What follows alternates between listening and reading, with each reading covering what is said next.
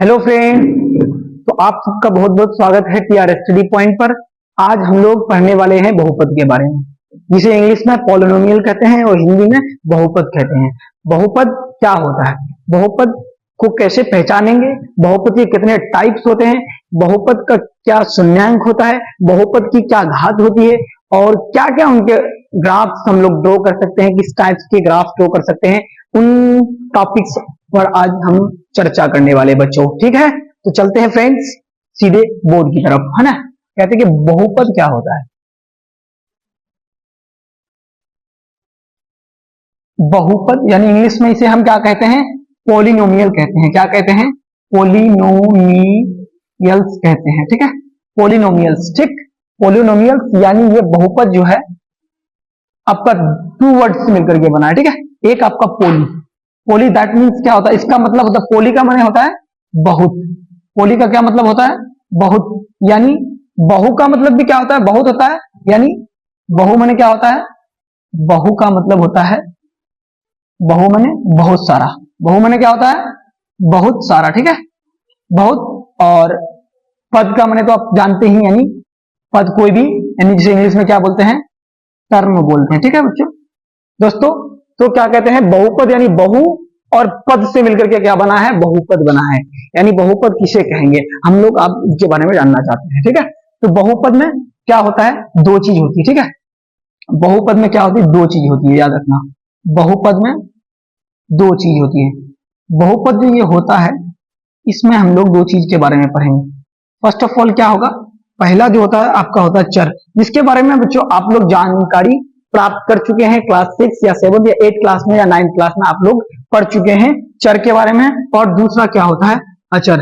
दूसरा क्या होता है, अचर के बारे में भी आप लोग पढ़ चुके हैं। यानी चर किसे कहते हैं और अचर किसे कहते हैं।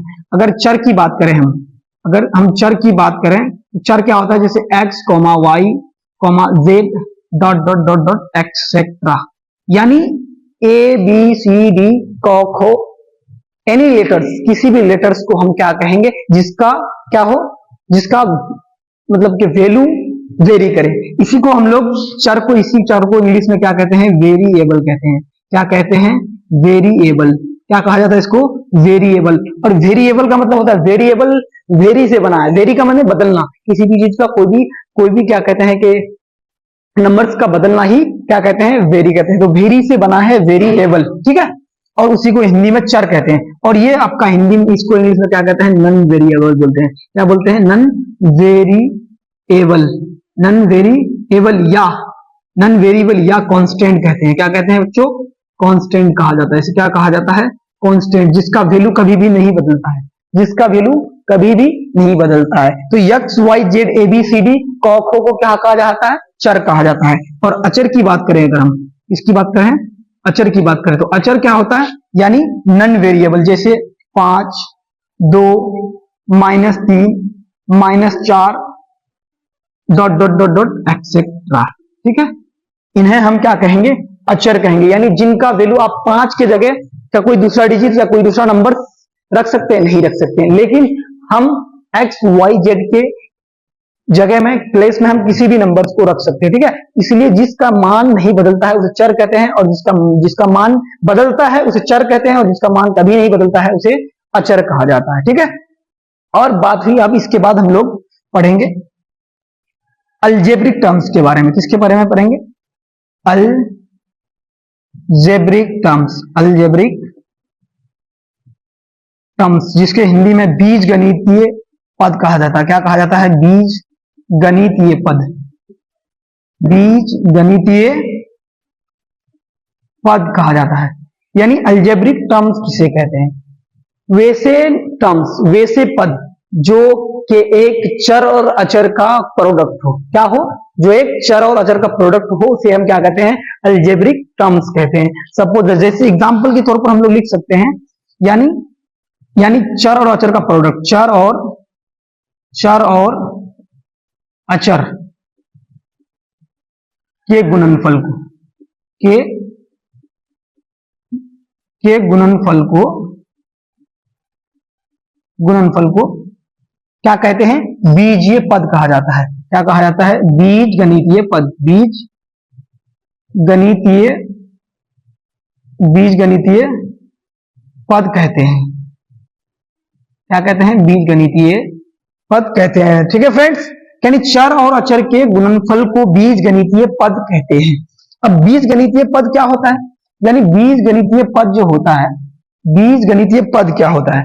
यानी जैसे एग्जांपल के तौर पर अगर हम लोग जैसे करके लिखें, अगर जैसे x, जैसे 4x, 5x square y, 3x y z dot dot dot etcetera. यानी ऐसे डिजिट्स जिनका क्या हो, प्रोडक्ट चर और अचर दोनों हो। यहां पे हमने चर के बारे में डिस्कस किया, हमने अचर के बारे में भी डिस्कस किया। तो यानी चर जो वेरी करता है, वेरिएबल, और अचर जो वेरी नहीं करता है, जो नहीं बदलता है, उसे अचर कहते हैं। तो यानी चर और अचर का प्रोडक्ट यानी गुणनफल को ही हम क्या कहते हैं? बीजगणितीय पद कहते हैं। बीजगणितीय पद कहते हैं। ठीक है दोस्तों, क्या कहते हैं? बीजगणितीय पद कहते हैं। अब हम लोग पढ़ने वाले हैं बीजगणितीय पद कहते हैं यानी बहुपद, बहुपद का शून्यांक, बहुपद का गुणांक, सॉरी बहुपद का क्या पढ़ेंगे? गुणांक पढ़ेंगे। बहुपद का क्या पढ़ेंगे? गुणांक, यानी इंग्लिश में कॉफिशिएंट, यानी कॉफिशिएंट ऑफ पॉलिनोमियल।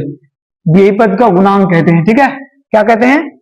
बहुपद का गुणांक किसे कहते हैं? तो ये जो होता है आपका बहुपद का जो गुणांक होता है वो होता है एक अंक गुणांक होता है। एक क्या होता है? अंक गुणांक होता है। ठीक है, और दूसरा जो होता है वो आपका होता है, वो होता है आपका अक्षर गुणांक। क्या होता है? अक्षर गुणांक होता है दोस्तों। ठीक है, क्या होता है? पहला आपका अंक गुणांक, दूसरा अक्षर गुणांक होता है। और अंक गुणांक किसे कहते हैं? अंक गुणांक यानी जिस चर के साथ कोई भी अंक, कोई भी डिजिट, कोई भी नंबर्स उसके साथ गुणनफल में हो तो उसे क्या कहते हैं? अंक गुणांक कहते हैं। और दूसरा अक्षर गुणांक, यानी नंबर्स के साथ या फिर किसी भी अल्फाबेट के साथ, किसी भी लेटर्स के साथ अगर कोई अदर लेटर्स, दूसरा लेटर्स यानी उसके साथ गुणा में है तो वो उसका अक्षर गुणांक कहलाता है। ठीक है, अक्षर गुणांक यानी अक्षर गुणांक क्या होता है? लिखते हैं अंक गुणांक क्या है? अंक गुणांक के बारे में लिखेंगे हम लोग। ठीक है, कि अंक गुणांक क्या है? अंक गुणांक, ठीक है, कि किसी भी बहुपद में, किसी भी बहुपद में चर के संख्यात्मक गुणांक, चर के संख्यात्मक गुणांक को उस बहुपद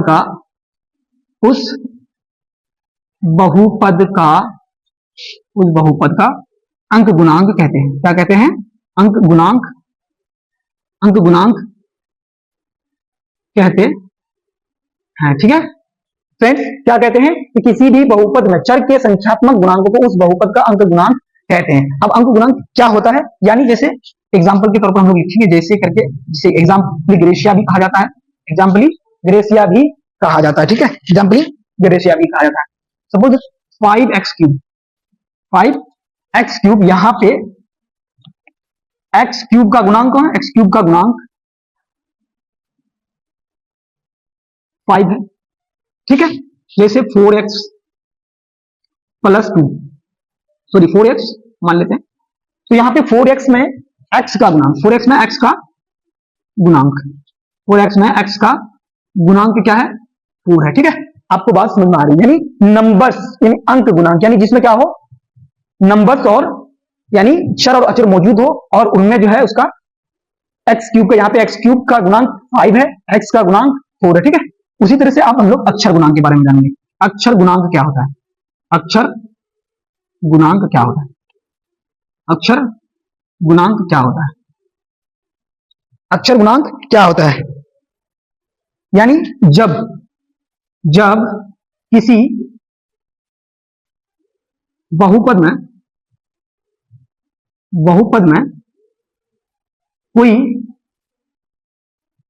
कोई विशेष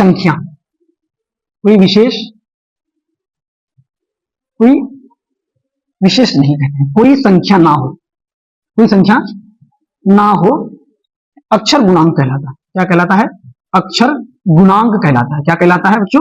अक्षर गुणांक कहलाता है। ठीक है, क्या कहलाता है? अक्षर गुणांक कहलाता है। यानी अंक गुणांक किसी भी बहुपद में चर के साथ जो संख्यात्मक मान होता है, संख्यात्मक गुणांक को क्या कहते हैं? अंक गुणांक कहते हैं। और अक्षर गुणांक जब किसी बहुपद में कोई संख्या ना हो, अक्षर गुणांक कहलाता है। जैसे जैसे मैं आपका लिखेंगे, जैसे में क्या लिखेंगे? जैसे में आप लोग लिखना चाहेंगे एक्स स्क्वायर वाई। यहां पे अगर वाई का गुणांक कहें, वाई का गुणांक एक्स स्क्वायर है। वाई का गुणांक क्या है? एक्स स्क्वायर है। और एक्स स्क्वायर क्या है? एक लेटर है। एक्स स्क्वायर एक अक्षर है और वाई एक अक्षर है, यानी अक्षर का ही गुणांक अक्षर, तो वो अक्षर गुणांक कहलाता है। ठीक है, इतनी बात आपको समझ में आई होगी। ठीक, तो आप लोग इतना तक उतारिए। अब चलते हैं, एक चीज और रह गया है कि यानी भी अगर कोई भी अगर बहुपद है और उसमें कोई नंबर नहीं हो, अगर कोई भी उसकी स्टार्टिंग में कोई नंबर नहीं हो, तो उसका जो शून्यांक, उसका जो क्या कहते हैं कि गुणांक जो होता है, कोफिशिएंट, वो 1 होता है। अगर आप मान लो सपोज दैट अगर एक्स स्क्वायर वाई, ठीक है, एक्स स्क्वायर वाई के आगे में कोई क्या नहीं है? कोई नंबर्स नहीं है। तो अब इस नंबर का गुणांक क्या होगा?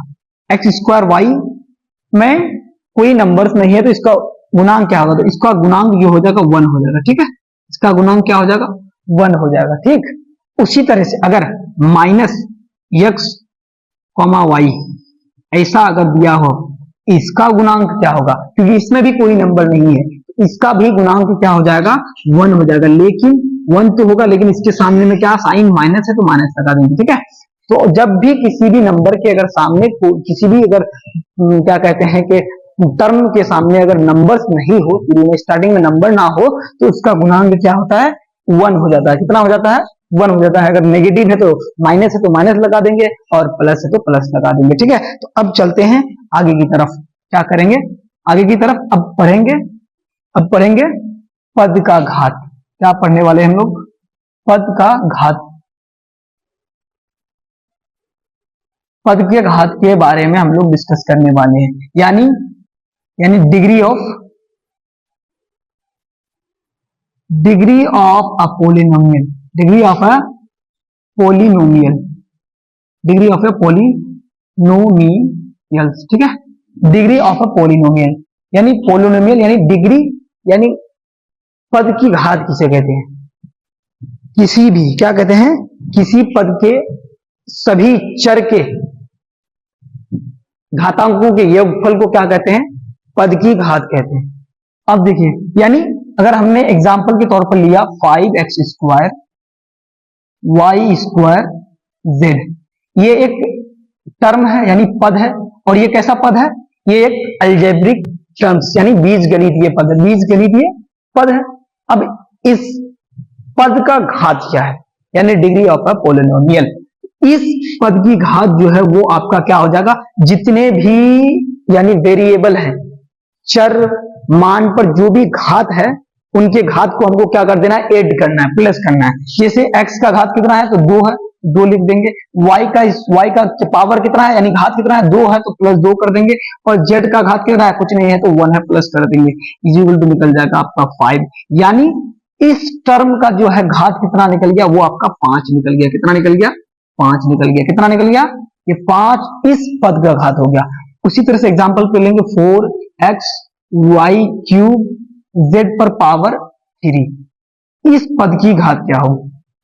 फिर से क्या करेंगे? वही करेंगे, वही वाला फॉर्मूला क्या करेंगे? जिस नंबर जिस चर पर जो पावर रहेगा उसको हम लोग ऐड करेंगे। जैसे x पर पावर क्या है? कुछ नहीं है, तो 1 लिख देंगे, प्लस कर देंगे। y पर पावर कितना है? 3 है, तो 3 ऐड कर देंगे। और z पर पावर कितना है? 3 है, तो 3 इस पर भी ऐड कर देंगे। आपका कितना आ जाएगा? 3 3 6 और 1 7, यानी इस पद की घात कितना है? 7 घात है। कितना है?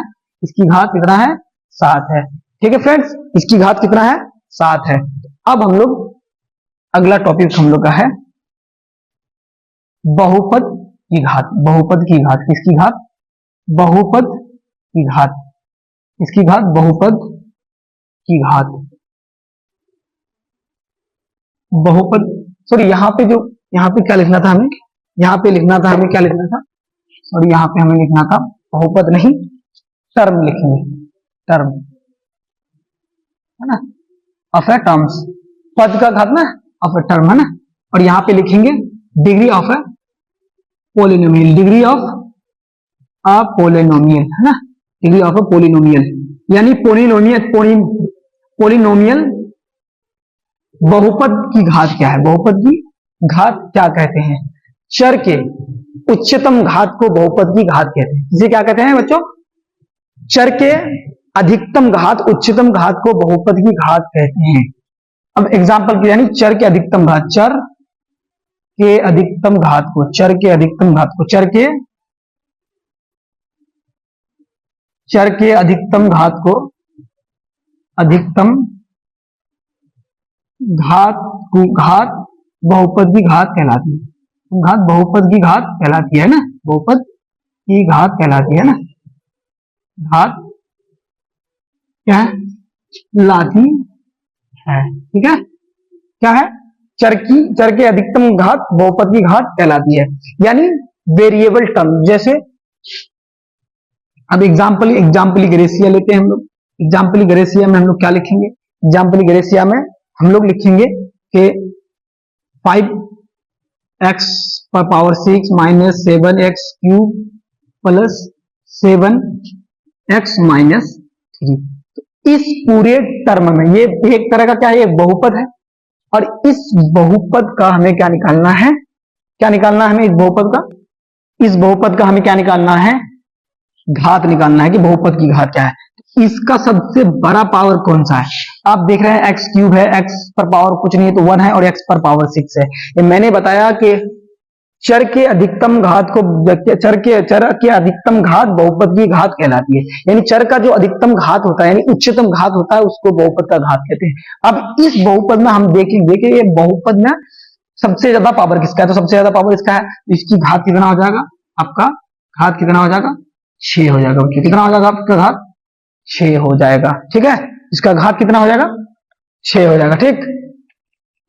अब दूसरा एग्जांपल और एक ले लेते हैं, suppose that 5x cube minus 6 x square plus 7x minus 3, अब इसकी घात क्या होगी, इसमें सबसे ज्यादा जो घात जिसका पावर सबसे ज्यादा होगा वही बहुपद की घात कहलाती है, तो यहाँ पे 3 सबसे ज्यादा पावर है इसका, तो यहाँ पे क्या हो जाएगा, 3 घात हो जाएगा, क्या हो जाएगा, 3 का पावर हो जाएगा, इस बहुपद का घात क्या हो जाएगा, 3 हो जाएगा, ठीक है, इतना आपको बिल्कुल चमक रहा होगा, ठीक है। तो अब हम लोग चलते हैं बहुपद का वर्गीकरण, बहुपद का वर्गीकरण की तरफ, बहुपद का वर्गीकरण, बहुपद का क्या करेंगे, वर्गीकरण करेंगे, क्या करेंगे हम लोग दोस्तों, वर्गीकरण, है ना, बहुपद का वर्गीकरण। तो बहुपद का जो वर्गीकरण होता है वो 2 तरह से होता है, कितने तरह से, 2 टाइप से। सबसे पहले फर्स्ट ऑफ ऑल हम लोग क्या करेंगे कि एक होता है कि पद के आधार पर, किसके आधार पर, पद के आधार पर, यानी टर्म्स के आधार पर, और टर्म्स के आधार पर, और दूसरा पावर के आधार पर।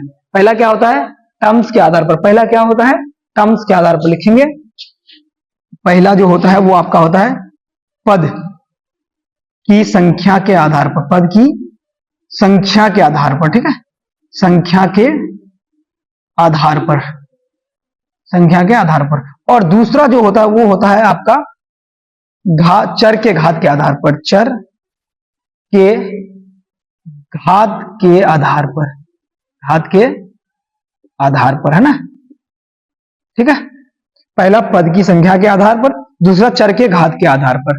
अब तो इसको भी हम लोग जानेंगे, ठीक है, तो इतना तक आप लोग उतारिए, ठीक है। तो अब दोस्तों अब हम लोग पढ़ने वाले हैं बहुपद के प्रकार, यानी उसका वर्गीकरण के बारे में, है ना। तो फर्स्ट ऑफ ऑल मैंने बताया कि 2 तरह से होता है ना। अब पहला हम लोग क्या पढ़ेंगे, पदों के संख्या के आधार पर बहुपद के प्रकार। पदों के संख्या के आधार पर बहुत सारे प्रकार हो सकते हैं, आप अगर चाहें तो, है ना, जितना नंबर ऑफ टर्म ले सकते हैं, है ना, उतने ज्यादा उतना बड़ा बन जाएगा, है ना, पद के आधार पर कोई लिमिट नहीं, ठीक है। लेकिन हम लोग फिर भी कितना तक जानना चाहेंगे, जानना चाहिए हम लोगों को चाहिए, है ना। तो वो आपका आ जाएगा एक पदी बहुपद, दूसरा है द्विपदी बहुपद, तीसरा है त्रिपदी बहुपद। यानी एक पदी बहुपद किसे कहते हैं, जिसमें एक पद हो उसे एक पदी बहुपद कहा जाता है। जैसे 2x, इसमें एक पद है, जैसे 4x square comma Z cube comma -3y square dot dot dot etc। यानी ऐसा पद जिसमें केवल, ऐसा बहुपद जिसमें केवल एक पद हो उसे क्या कहते हैं, एक पदी बहुपद कहते हैं। और दूसरा द्विपदी बहुपद यानी बायोनोमियल्स कहते हैं। क्या कहते हैं इसे इंग्लिश में, बायोनोमियल्स कहते हैं। क्या कहते हैं, बायोनोमियल्स, ठीक है। बायोनोमियल्स यानी जिसमें दो पद हो, कितने पद हो, जिसमें कितने पद हो दोस्तों, दो पद हो, कितने पद हो, दो पद हो, उसे द्विपदी बहुपद कहते हैं। अब आप देखिएगा एग्जांपल, जैसे में देखिए 3x + 3 ये आपका 2 टर्म है, 5x स्क्वायर प्लस 8 ये भी इसमें 2 टर्म है, 2z - 9 ये भी आप इसमें भी 2 टर्म में मौजूद है, डॉट डॉट डॉट। तो ऐसे वाले बहुपद को द्विपदी बहुपद कहते हैं। और नंबर 3 में क्या है, त्रिपदी बहुपद यानी ट्राइनोमियल्स, जिसमें 3 पद हो, जिसमें कितने पद हो, 3 पद हो, उसे ट्राइनोमियल कहते हैं। जैसे आप देखिएगा 3x स्क्वायर प्लस 10x - 8, 1 2 3, इसमें कितने पद हैं, टोटल 3 पद है। कितने पद हैं फ्रेंड्स, टोटल 3 पद है। अब इसमें देखिएगा, इसमें देखिए x square plus 5x plus 6 यानी 1 2 3, इसमें भी 3 पद हैं, यानी 3 एक पदी बहुपद। फिर से सुनिएगा, एक पद वाले बहुपद को एक पदी बहुपद कहते हैं, और 2 पद वाले बहुपद को द्विपदी बहुपद कहते हैं, 3 पद वाले बहुपद को त्रिपदी बहुपद कहते हैं। बच्चों मैं आपको गारंटी से कहता हूं, अगर आप मेरे से अगर मैथ कर रहे हैं तो आपको बोर्ड में एक एक क्वेश्चन का जो जवाब देने में इतनी आसानी होगी ना, आप बिल्कुल बोर्ड को फोड़ करके आइएगा कि ये सवाल तो हमने सब तब्दील सर से पढ़ा है, टीआर सर से पढ़ा है, ये बहुत इजी सवाल आ रहा है, इसको तो हम फाड़ देंगे। तो आप मेरे से पढ़िएगा। और अगला पॉइंट क्या है कि चरों के घात के आधार पर, किसके आधार पर दोस्तों, चरों के घात के आधार पर पढ़ना शुरू करते हैं। फर्स्ट ऑफ ऑल हम लोग पहले एग्जाम्पल लेना चाहेंगे, जैसे 4x + 3, 4x + 3 ये क्या है जानते हैं, ये क्या है, 4x + 3 ये बहुपद है। क्या है आप जानते हैं क्या है, ये एक बहुपद है, एक बहुपद है। क्या है, बहुपद है, एक बहुपद है। लेकिन इसका घात कितना है, जिसमें ये एक बहुपद है तो जिसमें क्या हो, जिसमें चर का अधिकतम घात, जिसमें चर का अधिकतम घात, अधिकतम घात क्या होना चाहिए, चर का अधिकतम घात केवल एक हो। कितना हो, एक हो। यानी जिसमें चर का अधिकतम घात एक हो वो क्या कहलाता है, रैखिक बहुपद कहलाता है। क्या कहलाता है दोस्तों, रैखिक बहुपद। क्या कहलाता है वो क्या कहलाता है, रैखिक बहुपद कहलाता है। क्या कहलाता है, रैखिक बहुपद कहलाता है, जिसको इंग्लिश में लीनियर कहते हैं। क्या कहते हैं, लीनियर पोलिनोमियल, लीनियर पोलिनोमियल कहते हैं। ठीक है, क्या कहते हैं, रैखिक बहुपद, यानी बहुपद वैसा बहुपद जिसमें चर का अधिकतम घात कितना हो, एक हो, उसे रैखिक बहुपद कहते हैं। दूसरा क्या होगा, दूसरा आपका आ जाएगा, दूसरा आ जाएगा आपका द्विघाती बहुपद। कितना घाती, द्विघात बहुपद, द्विघात बहुपद है ना। द्विघात बहुपद कौन सा होगा, जैसे 4x स्क्वायर प्लस 8 है ना, 4 स्क्वायर प्लस 8। और एक चीज ये जो है ना रैखिक बहुपद, इसका स्टैंडर्ड फॉर्म, रैखिक बहुपद का स्टैंडर्ड फॉर्म यानी स्टैंडर्ड जो फॉर्मूला जो होता है वो क्या होता है, वो क्या होता है दोस्तों, ax + b = 0 होता है। ये वाला फॉर्म आप याद रखिएगा। क्या होता है, ये वाला फॉर्म आप याद रखिएगा। सॉरी ये तो 0 नहीं होगा, 0 होने से आपका इक्वेशन बन जाएगा। ठीक है, तो ये वाला फॉर्म आप याद रखिएगा। ठीक है, ax + b क्या हो जाएगा आपका, ये रैखिक बहुपद का स्टैंडर्ड फॉर्म। ठीक, और दूसरा क्या है, द्विघात बहुपद, यानी जिसे क्या कहते हैं इंग्लिश में क्वाड्रेटिक इक्वेशन, क्वाड्रेटिक पॉलिनोमियल कहते हैं। 4x स्क्वायर जिसमें क्या है, घात 2 है। ठीक है, जिसमें जिसकी अधिकतम घात कितना, अधिकतम घात कितनी होनी चाहिए, अधिकतम घात कितनी हो, 2 हो। कितनी हो, अधिकतम घात कितनी हो, 2 हो, द्विघात बहुपद कहलाता है। ठीक है, और इसका स्टैंडर्ड फॉर्म जिसको व्यापक रूप बोलते हैं, क्या बोलते हैं, व्यापक रूप। व्यापक रूप को हिंदी इंग्लिश में स्टैंडर्ड फॉर्म कहा जाता है। यानी a x square plus b x plus c, ये आपका स्टैंडर्ड फॉर्म हो गया। ये आपका स्टैंडर्ड फॉर्म हो गया। बच्चों फिर से मैं कह रहा हूं, मैं गारंटी से कह रहा हूं, अगर आप मेरे से मैथ पर, आपका एक भी क्वेश्चन नहीं छूटने वाला है बहुपद में। ठीक है, तो द्विघात बहुपद यानी जिसका अधिकतम घात कितना होना चाहिए, 2 होना चाहिए। तो यहाँ पे देख ना 4x स्क्वायर प्लस 8, यहाँ पे पावर कितना है, 2 है ना। और भी एग्जाम्पल ले सकते हैं आप, है ना, और भी एग्जाम्पल आप ले सकते हैं। और तीसरा क्या आता है आपका, त्रिघाती बहुपद। क्या आता है, त्रिघाती बहुपद, है ना। त्रिघाती बहुपद क्या आता है, त्रिघाती बहुपद, है ना। त्रिघाती बहुपद इसको क्या बोलते हैं, त्रिघाती बहुपद क्या बोलते हैं इंग्लिश में, क्यूबिक पोलिनोमियल। क्या बोलते हैं, क्यूबिक पोलिनोमियल, है ना।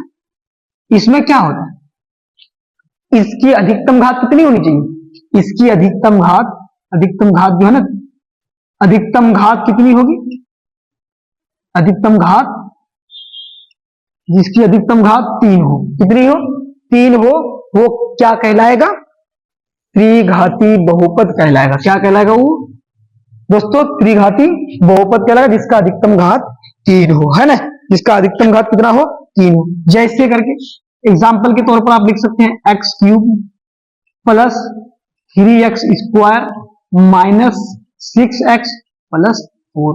आप यहां पे देख रहे हैं, ये इसका सबसे मैक्सिमम पावर कितना है, 3। मैक्सिमम पावर कितना है, 3 है, तो ये त्रिघाती बहुपद कहलाएगा। ठीक है, और दूसरा चीज आप ऐसे भी लिख सकते हैं x cube minus 4x square, ये भी आपका क्या है, ये भी आपका त्रिघाती बहुपद है। ये क्या है, त्रिघाती बहुपद है। ठीक है, और इसका स्टैंडर्ड फॉर्म यानी व्यापक रूप, इसका व्यापक रूप क्या होगा मैं आपको बता रहा हूं। इसका व्यापक रूप आपका a x cube plus b x square plus c x plus d, ये आपका स्टैंडर्ड फॉर्म होगा। ये आपका स्टैंडर्ड फॉर्म होगा, ये त्रिघाती बहुपद का स्टैंडर्ड फॉर्म, ये द्विघाती बहुपद का स्टैंडर्ड फॉर्म, और ये आपका रैखिक बहुपद का स्टैंडर्ड फॉर्म हो गया बच्चों। ठीक है दोस्तों, तो इतना तक आप लोग उतारिए। फ्रेंड्स, तो हम लोग ने पढ़ लिया कि बहुपद का वर्गीकरण के बारे में भी हम लोग पढ़ लिए। अब हम लोग पढ़ने वाले हैं बहुपद का शून्यक, यानी बहुपद का शून्यक, यानी जीरोज ऑफ पॉलिनोमियल क्या होता है, जीरोज ऑफ पॉलिनोमियल क्या होता है। ये किसी बहुपद के चर का वैसा मान जिसे बहुपद पर रखने पर बहुपद का मान शून्य हो जाए, बहुपद का शून्यक कहलाता है। आप कोई भी बहुपद ले लें, किसी भी प्रकार का बहुपद ले लें, बहुपद में अगर आप किसी भी नंबर को उसके चर का कोई भी ऐसा मान बैठाने के बाद अगर उस बहुपद का अगर मान, उसका बहुपद का वैल्यू जो है, पॉलिनोमियल का जो वैल्यू है वो 0 आता है, तो वो उस बहुपद का शून्यक कहलाएगा। ठीक है, तो हम लोग यहाँ पे एक इक्वेशन, हम लोग बहुपद छोटा सा लेकर के रखे हैं कि एक्स स्क्वायर माइनस 4x। ठीक है, और यहाँ पर अगर हम लोग, यहाँ पे अगर हम लोग x बराबर, अगर हम लोग यहाँ पे x बराबर अगर हम लोग 4 लेते हैं, x बराबर हम लोग 4 लेते हैं, तो देखिएगा क्या होता है, x बराबर एक्स स्क्वायर माइनस 4x, यानी x बराबर 4 लिया, तो हमने x बराबर 4 लिया तो क्या हो जाएगा, x का स्क्वायर यानी 4 का स्क्वायर हो जाएगा, माइनस की जगह माइनस, 4 के साथ 4, और x की जगह x 4x, यानी कितना हो जाएगा आपका 4 का square 16 minus 4 into 4 into 16 is equal to 0। यानी हमने 4 को बैठाया, x का वैल्यू हमने अगर 4 लिया तो हम लोगों का क्या हो गया, x का वैल्यू हमने 4 लिया, तो इसका जो वैल्यू आया, इस बहुपद का जो वैल्यू आया वो कितना आया, 0 आया। कितना आया, 0 आया। तो ये सेटिस्फाइड हो रहा है कि ये इस बहुपद का ये शून्यक है। ठीक है, 4 इस बहुपद का शून्यक है। समझ में आ रही बात, ये 4 जो है इस बहुपद का शून्यक है। ठीक है, इसी को क्या कहते हैं, शून्यक कहते हैं। और आगे लिखा हुआ स्ट्राइट पॉइंट में कि रैखिक बहुपद का केवल एक ही शून्यक होता है, और वो कैसे होता है मैं अभी थोड़ी देर बाद आपको बताऊंगा। उसके बाद फिर द्विघात बहुपद में अधिकतम शून्यकों की संख्या 2 होती है, ठीक है। और फिर त्रिघाती बहुपद में अधिकतम शून्यकों की संख्या 3 होती है। और किसी भी बहुपद में न्यूनतम शून्यकों की संख्या 0 यानी 0 होती है। ठीक से एक बार फिर से मैं बता रहा हूं कि रैखिक बहुपद में केवल एक ही शून्यक होता है, द्विघाती बहुपद में अधिकतम शून्यकों की संख्या 2 होती है, और त्रिघाती बहुपद में अधिकतम शून्यकों की संख्या 3 होती है। ठीक है, नंबर ऑफ पावर यानी जितना नंबर ऑफ पावर होगा n बराबर जितना होगा, n बराबर अगर हम लोग घात मान लें, n बराबर क्या मान लें हम लोग घात मान लें, तो जितना नंबर ऑफ पावर होगा, जितना नंबर ऑफ पावर होगा उतना ही उसका क्या होगा, शून्यक होगा। जितना भी नंबर ऑफ पावर यानी घात जितना होगा, जिस भी बहुपद का जितना नंबर ऑफ घात होगा, अगर n बराबर अगर घात अगर आपका 4 है, उसकी शून्यक कितना होगा, उसका शून्यक कितना होगा आपका 4 हो जाएगा बच्चों। ठीक है, कितना हो जाएगा फ्रेंड्स, 4 हो जाएगा। ठीक है, और अब हम लोग इसके बारे में आगे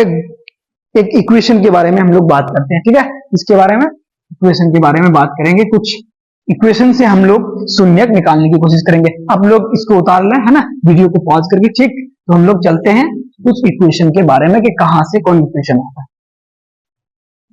उसी इक्वेशन के बारे में हम लोग उस बहुपद के बारे में, रैखिक बहुपद के बारे में पहले डिस्कस करेंगे हम लोग क्या होता है। ठीक है, और ये जो रैखिक बहुपद, द्विघाती बहुपद और त्रिघाती बहुपद से हम लोग क्या कहते हैं कि शून्यक कैसे निकालने का कोशिश करते हैं, कैसे निकलता है। ठीक है, तो आप लोग को पता होगा जैसे 3x माइनस 6 ये क्या है, ये एक क्या होगा, एक बहुपद है कि नहीं, ये क्या है, बहुपद है। हर हाल में आपको पता होगा बहुपद है। और ये किस तरह का बहुपद है, ये एक रैखिक बहुपद है। किस तरह का बहुपद है, ये एक रैखिक बहुपद है ना, लीनियर पॉलिनोमियल है ये। ठीक है, अब इसमें हम लोग क्या करेंगे, इसको हम लोग एक स्टैंडर्ड फॉर्म में लिख करके इसको हमने 0 बना दिया। ठीक है, बराबर के उस पर हमने क्या कर दिया, 0 लिख दिया। तो ये हम लोगों का क्या बन गया, समीकरण बन गया। क्या बन गया, ये हम लोगों का समीकरण बन गया दोस्तों। ठीक है ना।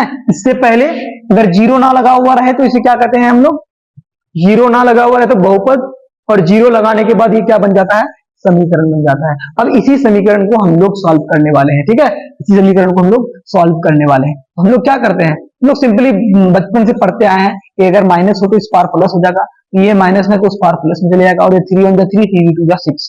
तो यहाँ से x = कितना आ गया, 2 आ गया। ठीक है, ये यहाँ पे 2 आ गया। ठीक, अब फिर हम इसको इस x का वैल्यू जो 2 आया, इसको हम इसमें सर्टिफाइज करेंगे, तो चेक करेंगे हम लोग, यहाँ जांच करेंगे कि आखिर ये इसका शून्यक है कि नहीं। ठीक है, इसका शून्यक है कि नहीं, जांच करेंगे। x बराबर कितना डालेंगे, 2 डालेंगे। किसमें, x बराबर 2 किसमें डालेंगे, इस इक्वेशन में, यानी 3x माइनस 6 वाले इक्वेशन में हम डालेंगे। तो 3x की जगह 2 डाल देंगे माइनस 6, यहां से आपका कितना आ जाएगा, देखना आप लोग 6 - 6 = 0। यानी ये सेटिस्फाइड कर रहा है, ये इक्वेशन को सेटिस्फाइड कर रहा है कि x का जो x बराबर जो 2 आया है वो इस बहुपद का शून्यक है। इसको क्या मान लेंगे हम लोग, शून्यक मान लेंगे। ठीक है, ये हम लोग का शून्यक मानेंगे, ये हम लोग का शून्यक हो जाएगा। दो इस बहुपद का शून्यक हो गया। ठीक है, अब उसी तरह से हम लोग द्विघात बहुपद के बारे में, जैसे कि x² प्लस 5x माइनस 6 ये एक बहुपद है, इसको हमने क्या बना दिया, द्विघात समीकरण बना दिया। ठीक है, हमने 0 डाल दिया तो क्या बन गया, ये द्विघात समीकरण बन गया। अब इसी को हम लोग क्या करेंगे, फैक्टराइज करेंगे। तो x² हो जाएगा माइनस कितना हो जाएगा आपका, आ जाएगा plus 3x minus plus 2x minus 6 = 0 आ जाएगा। यहां से आपका क्या आ जाएगा, ठीक है, आपका आ जाएगा 3x + 3 और इधर से x माइनस, सॉरी कितना आ जाएगा, इधर से अगर आप कॉमन आउट कर रहे हैं तो यहाँ पे आपका आ जाएगा x, इधर से आपका आ जाएगा x + 3 और माइनस 2x प्लस 2 हो जाएगा माइनस 3 आ जाएगा बराबर 0। ठीक है, तो ये आपका आ जाएगा कितना आ जाएगा, चलिए यहाँ पे प्लस ले लेते हैं। ठीक है, प्लस ले लेते हैं, तो आपका आ जाएगा कितना, x + 2 और आपका आ जाएगा x प्लस 3, ये आपका आ जाएगा। ठीक है, तो यहां से x प्लस 2 करेंगे बराबर 0 और x प्लस 3 बराबर भी 0, तो x बराबर -2 और x बराबर -3। ये दो क्या आ गया दोस्तों, ये दो आपका शून्यक आ गया। क्या आ गया? ये दो शून्यक आ गया। ठीक है, ये दो आपका क्या आ गया? शून्यक आ गया। ठीक है, यही शून्यक। तो यहाँ पे हमने कितना निकाला? तो ये एक रैखिक बहुपद है। क्या है? रैखिक बहुपद। इससे पहले मैंने बताया कि रैखिक बहुपद की केवल एक ही क्या होती है? शून्यक होती है। और द्विघात बहुपद, कौन सी बहुपद? द्विघात बहुपद जो होती है, द्विघात बहुपद जो होती है उसकी जो क्या होती है, उसकी जो शून्यक होती है वो 2 होती है। और यहाँ पे 2 निकल के आया भी, एक ए x -2 और -3, यहाँ पे 2 आया। ठीक है, इस इक्वेशन का 2 आया और इस लीनियर इक्वेशन का कितना आया? केवल एक शून्यक आया। ठीक है, तो अब इसका भी शून्यक आ गया। और अब हम लोग ग्राफ के बारे में डिस्कस करने वाले हैं। किसके बारे में दोस्तों? ग्राफ के बारे में डिस्कस करने वाले हैं। किसके बारे में? ग्राफ आखिर क्या होता है। ठीक है, ग्राफ के बारे में हम लोग थोड़ा सा डिस्कस कर लेते हैं। फर्स्ट ऑफ ऑल, ग्राफ में हम लोग क्या करते हैं, क्या होता है? ये आपका x, ये आपका y होता है। ठीक है, आपको पता होगा, आपने क्लास 9 में पढ़ा होगा। ठीक है, और ये अगर हमने यहाँ पे एक लाइन खींच दिया तो ये एक क्या सी रेखा होती है? सरल रेखा होती है। ठीक है, एक सरल रेखा कहलाता है। ठीक है, एक सरल रेखा होती है ना। अगर हम और सरल रेखा जो होती है ना, सरल रेखा जो होती है वो क्या होती है? उसका जो रैखिक बहुपद जो होता है ना, ये जो रैखिक बहुपद होता है वो सरल रेखा पे आता है। ठीक है, और जैसे सपोज ये ax प्लस बी के फॉर्म में होता है, ax प्लस बी के फॉर्म में जब रहता है तो एक सरल रेखा ग्राफ मिलता है, यानी लीनियर इक्वेशन, रैखिक समीकरण, रैखिक बहुपद का जो ग्राफ बनता है, रैखिक बहुपद का जो ग्राफ बनता है, ये स्टैंडर्ड फॉर्म है रैखिक बहुपद का। इसका जो ग्राफ होता है तो वो क्या बनता है? एक सरल रेखा बनती है, सरल रेखा बनती है। और इसमें ग्राफ के द्वारा हम लोग, किसी भी ग्राफ के द्वारा हम लोग जो है शून्यांक कैसे निकालेंगे? तो जहां जब भी एक्स एक्सिस को, ये वाला लाइन जो है ना, ये हॉरिजॉन्टल लाइन और ये वर्टिकल लाइन में रहता है। हॉरिजॉन्टल यानी एक्स एक्सिस में जब भी अगर कोई भी लाइन जितनी बार इंटरसेक्ट करती है, जितनी बार उसको काटती है, प्रतिच्छेद करती है, उतना नंबर ऑफ शून्यांक कहलाएगा। ठीक है, यहाँ पे ये लाइन जो है एक ही बार क्या कर रहा है? इंटरसेक्ट कर रही है, एक ही बार इंटरसेक्ट कर रही है। तो इसका मतलब क्या है कि इस ग्राफ का जो शून्यांक है वो एक ही है। अब जो इक्वेशन कुछ भी हो, लेकिन जो एक ही बार इंटरसेक्ट कर रही है। और दूसरी चीज, और ये इसका फॉर्म है। ठीक है, इसके हिसाब से इसका जो ग्राफ होता है ये होता है। ठीक है, और बच्चों आपके एनसीईआरटी में एक चीज और दिया हुआ है, आप लोग ध्यान से देखिएगा। एक ऐसे होता है और ये वाला ऐसे, और दूसरी वाली मैं आपको यहाँ पे बना के दिखा रहा हूं। ये भी x देखिएगा, y x हो जाएगा, y हो जाएगा, है ना, और आपका ऐसे हो जाएगा। ठीक है, ये y हो जाएगा, ये आपका x, ये y, ये भी x हो जाएगा। ठीक है, ध्यान रखिएगा। और दूसरा वाला क्या होता है? ऐसे होता है। ठीक है, ये इसको हम लोग पैराबोला बोलते हैं। क्या बोलते हैं? इसको पैराबोला कहा जाता है दोस्तों। क्या कहा जाता है इसे क्या कहा जाता है? इन दोनों को क्या कहा जाता है? इनको भी पैराबोला कहा जाता है। क्या कहा जाता है? वैसे तो ये आपके एग्जाम से कोई रिलेट नहीं है, क्योंकि आप बोलेंगे कि सर ये तो एग्जाम में नहीं पूछा जाता है, लेकिन इसके बारे में पूछा जाता है। तो कोई बात नहीं, आपके हर एक पॉइंट्स को मैं कवर करूंगा। मैं आपको पहले ही बता चुका हूं, मेरे से अगर आप पढ़िएगा तो आपका एक भी सवाल, एक भी क्वेश्चन बोर्ड में आपका नहीं रुकेगा। ठीक है, तो यहाँ पे ये वाला पॉइंट्स को क्या कहेंगे? इस ग्राफ को क्या कहेंगे? पैराबोला। ऐसे वाले भी ग्राफ को क्या कहेंगे? पैराबोला। एक्चुअली में ये तो कर्व है, लेकिन इसको ग्राफ के अकॉर्डिंगली इसको क्या कहा जाता है? पैराबोला कहा जाता है। ठीक है, अब ये पैराबोला दोनों तो आया। ठीक है, तो ये जो इक्वेशन हमने बनाया, ये x square plus 5x plus 6, ये बहुपद, द्विघात बहुपद, इसी का ये दोनों क्या है? ग्राफ का जो हमने डायग्राम बनाया है, ये दोनों डायग्राम किसका है? ये ग्राफ द्विघात बहुपद का है। और इसका जो स्टैंडर्ड फॉर्मूला, ये वाला लाइन देखो, अगर ये x square plus b x plus c होता है कि नहीं? ये x square plus b x plus c. अब ये वाला कैसे बनेगा? ये वाला कैसे बनेगा? जब, ध्यान रखना बच्चों, ठीक है, बहुत इंपॉर्टेंट चीज बता रहा हूं, जब ए ग्रेटर देन जीरो हो, क्या हो, ए ग्रेटर देन जीरो हो, तब क्या होगा, ऊपर की ओर खुला रहेगा, ऐसे बनेगा, ठीक है। ए ग्रेटर देन जीरो यानी ये वाला जो वैल्यू है और ये naught is equal to zero लिख लेना। A naught is equal to zero कभी भी जीरो नहीं हो सकता, ठीक है। A naught is equal to zero. और दूसरी बात, अगर a less than zero, a less than zero हो तो ग्राफ ऐसे बनेगा, ठीक है। तो इतना तक आप लोग बता दिए, ठीक है। ये कॉन्सेप्ट मैंने पूरी तरह से बताया।